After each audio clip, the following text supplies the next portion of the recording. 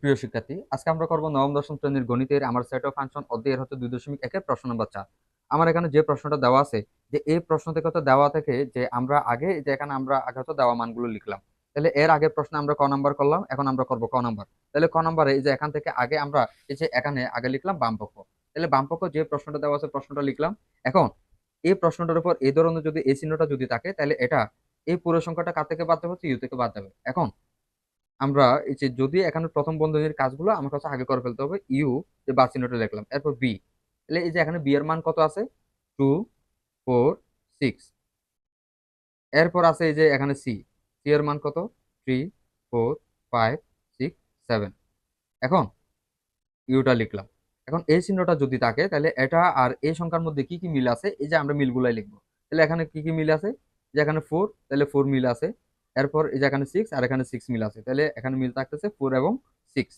এখন এখন আমরা চিউর মানটা লিখবো। তাহলে চিউর মান আমাদের এখানে প্রশ্নে দেওয়া আছে, কত আছে, 1 2 3 4 5 6 7। এরপর এই যে এখানে কত আছে, 4 এবং 6। এখন যদি মাঝখানে এই চিহ্নটা যদি থাকে, তাহলে আমার এখানে মিলগুলো বাদ যাবে। তাহলে 4 4 এটা বাদ যাবে, 6 6 বাদ যাবে। এই সংখ্যা দুটা বাদ দিয়ে এখন আমরা বাকিগুলো লিখে ফেলবো। তাহলে 1 2 3 5 7। এখন এখন আমরা করব ডান পক্ষ। তাহলে এখন আমরা করব এই যে এখানে ডান পক্ষ। তাহলে এই যে আমার এখন হচ্ছে ডান পক্ষে প্রশ্ন কি দেওয়া আছে, এই যে ডান পক্ষ আমার যে প্রশ্নটা দেওয়া আছে, এখন আমরা প্রশ্নটা লিখবো। আচ্ছা, এখন এই সংখ্যাটা এখন আমার এখানে যে আমার এখানে তো ডান পক্ষে দেওয়া আছে। এখন যে বি এর উপর এই চিহ্নটা যদি থাকে, তাহলে এই বিটা কার থেকে বাদ যাবে, ইউ থেকে বাদ যাবে। এবং একইভাবে এই যে এটা এসিটাও কার থেকে বাদ যাবে, ইউ থেকে। আমরা এসিটা বাদ দিলাম।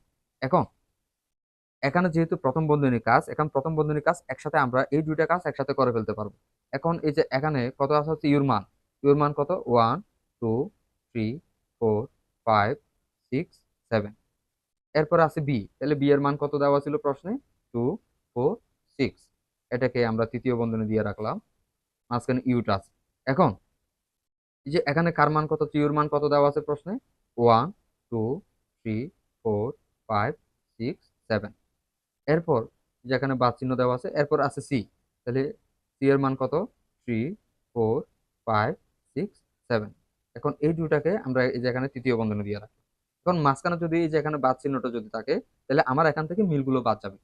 2 2 বাদ গেল, 4 4 বাদ গেল, 6 6 বাদ গেল। এখন আমরা বাকিগুলো লিখবো। কত আছে, 1 3 5 7 ইউ। এরপর এখান থেকে কি কি মিল আছে, এগুলো আমরা বাদ দেবো। 3 3 বাদ যাবে, 4 4 বাদ যাবে, 5 5 বাদ যাবে, 6 এবং 7 বাদ যাবে। তাহলে আর থাকে কত, 1 এবং 2। এখন যদি এই সংখ্যাটা যদি থাকে, তখন আমরা কি করি, এই যে এখান থেকে মানে মিল সবগুলো নিয়ে আসি। তাহলে কত হবে, 1 2 5, 1 2 3 5 7।